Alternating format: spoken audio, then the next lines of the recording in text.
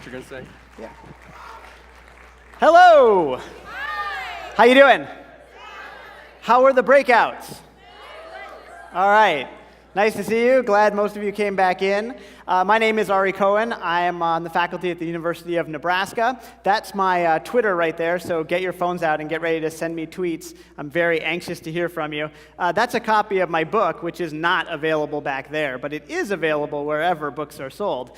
I wrote this book a few years ago, and the idea was to think about the ways in which heroism is thought about over time. And in particular, I looked at ancient Greece, and I thought about the archetypes of heroism. I thought a lot about heroes in the Homeric epics. So I looked at the Iliad, and I looked at the Odyssey. And I also thought about heroism in philosophy, and I looked at Plato's dialogues. I looked a lot at Socrates as a hero. There's some ancient Greek for you. And there's a working definition of what I have in mind when I talk about being a hero. A hero is someone who faces risk, someone who potentially enters into a dangerous situation. A hero is someone who is sacrificing something. Yeah? And for us today, though this was not always the case, a hero is usually someone who's doing this on behalf of others. I like to think a little bit about the relationship between heroism and moral courage, because this is the kind of thing that came up in a lot of my research. What I think about when I think about people doing something risky, something dangerous on behalf of other people, I typically think about these sort of big, extraordinary things, right? We heard earlier, for example, in Art's talk about Holocaust rescuers. Yeah? When we hear about those stories, people who take these big, heroic actions on behalf of others, I think we tend to be pretty impressed by them. Yeah? These are people who do incredibly courageous things, and we think, what would we do? We tend to think about ourselves that we would do the kinds of things that those people have done. But to recognize that people do these things all the time is to recognize that lots of other people don't do them. When we think about these sorts of people, when we hear about their stories, we try to imagine what we might do in their place. Does everyone know who these people are? This is a great time to tweet at me if you know who these people are. Not yet. All right. Up there, that's Andrei and Magda Trukmay.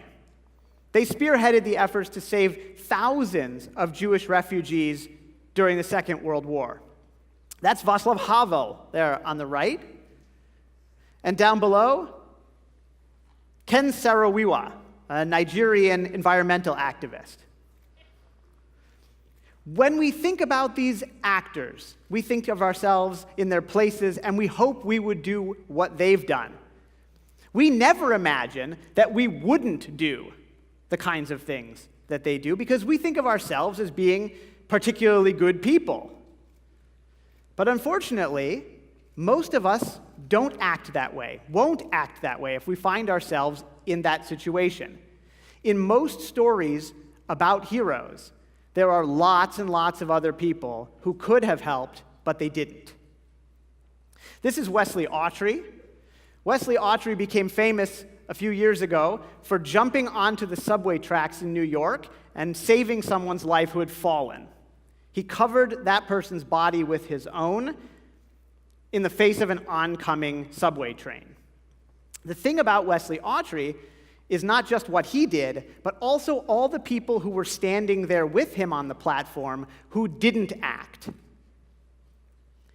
What this causes us to think about is something called the bystander effect. We always think that we'll do things differently because we don't envision ourselves as bystanders. We don't think we're the kind of people who will freeze in that situation, who will blend in with the rest of the crowd. We think we'll be the ones who stand out and do the right thing, but the pull of that bystander effect is very, very strong. It's stronger when you recognize the risk involved in standing up and standing out, in going and doing something that's dangerous. So what should we learn from all of this? Well, the first thing to learn is that heroes do something extraordinary. Yeah? No matter what we think we would do, we should understand that until we're confronted with that kind of a situation, we don't know for sure how we would act. We should also keep in mind that the heroes we think of as being moral exemplars, especially courageous, these are ordinary people. They're just like us. They might have thought to themselves, oh, I'll do this right thing, but they didn't know until they were tested. When they were tested, they broke through the bystander effect. How did they do it? They practiced. They might not have known that they were practicing, but that doesn't mean that they weren't doing these things they needed to do to prepare themselves for heroic action. So what I want to talk about with the rest of my time is how you can practice. The first thing to do is to have heroes. Find people who do amazing, extraordinary things and learn all about them. Read about their backgrounds, learn their stories. Figure out what they did so that they would act heroically. See if you can identify in their personal histories what made them do the things that they eventually did. We happen to have these hero field guides out there in the back. They're really quite something. Pick your heroes carefully. Be willing to explain why LeBron James is an amazing athlete, but not a hero of the kind I'm talking about. He's not doing something risky when he plays basketball, even though he's an extraordinary athlete. Oskar Schindler, on the other hand, did something morally courageous. Faced with great risk, he acted and saved a lot of lives during the Holocaust. But it's important to keep in mind that he wasn't perfect. Heroes don't have to be. You should be willing to accept the fact that people are complicated, and that, for example, Schindler did a number of things that were questionable, morally ambiguous. That doesn't change the fact of his heroic action. The second thing to do is allow yourself to be uncomfortable. That's Matt Langdon. He's wearing orange pants. He often does. He's not today, but that's okay. The thing about the orange pants is they make you stand out. There is something very valuable to getting some practice in being a little uncomfortable. Because in order to do the morally courageous thing, you're going to have to stand up and stand out when other people aren't. So getting that kind of practice under your belt is very, very helpful for you. The third thing is to expand your empathy. Notice the humanity in other people and respond to it. This sounds a lot bigger and more complicated than buying the Hero Field Guide or wearing bright-colored pants. And it is. There's no doubt about it. But you can start small, and you can build from there. A great way to do that is to start paying attention to the people around you, what they're doing, and what they need. A lot of the time, people are on their phones. I'm almost always on my phone. People have been tweeting at me, like I said, and so my phone has been vibrating. And I'm very excited to check all the notifications. I'm kind of addicted to notifications. I don't know about you. But I'm not. I'm resisting the urge to take out my phone and see what you all think. Afterward, it'll be great. Positive, very wonderful, loved it. And I'll feel really good back there. But when I'm looking at my phone, I'm not paying as much attention, sometimes by half, to what's going on around me. And if I'm not paying attention to the people around me, I'm missing their visual cues. Sometimes I don't even hear them at all. If they need something, I don't give it to them because I'm doing something else. My attention isn't on what's happening in front of me.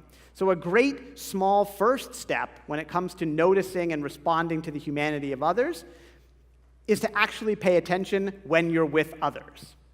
Finally, do small good things. There are lots of times when you can do something small to help someone. I'll give you 2 examples. I have 3 kids, and I live in Nebraska where it's cold a lot of the time, and a lot of the time I'll take my kids with me to go grocery shopping.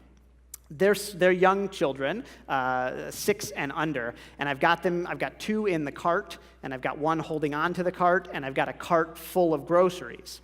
And I go out to the car, and I load the kids, and I load the groceries, because it's cold, and then I've got the cart.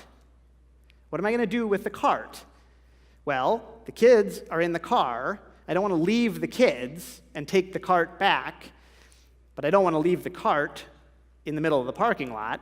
And all the while I'm thinking about this, people are walking past me, and they're all going into the grocery store. And what's the first thing you do when you go in a grocery store? You grab a cart. You want to guess how many people take my cart for me? Yeah, it's 0. Sometimes it's 1. And if it's 1, I have a great day. That person has helped me a lot. It didn't take them any effort. In fact, it made something easier for them. Right? They were already going to go get a cart, and there it is. That's the kind of thing I'm talking about.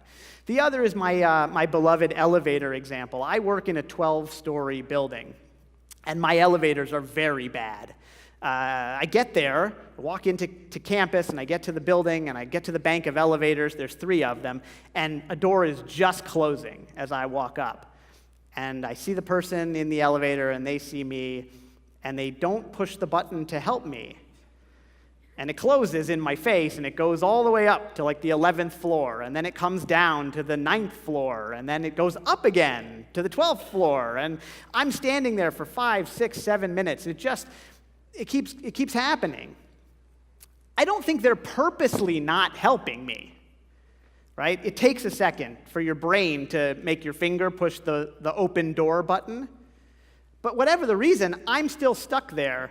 And we both have that second where we know, like, I need help and they're not helping. So what I started to do is I started to carry candy with me. And whenever someone presses that hold door button, I give them candy. I just, like,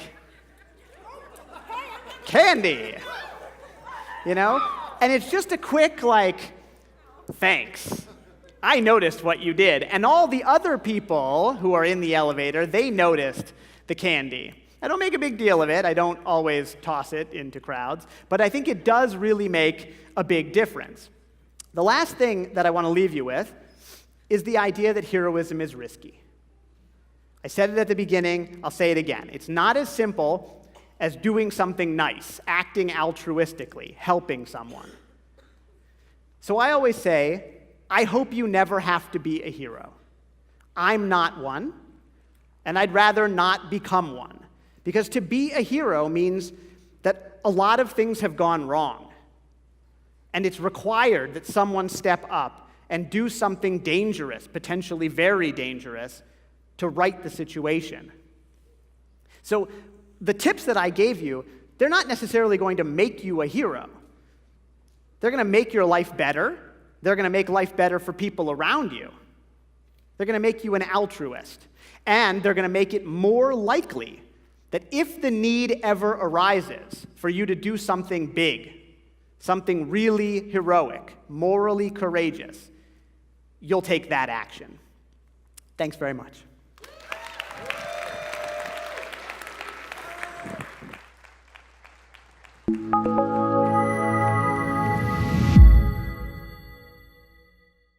The Hero Roundtables are the global events that ask the question, what is a hero? You've just seen one hero talk. To find more and join the conversation, visit our website or social media.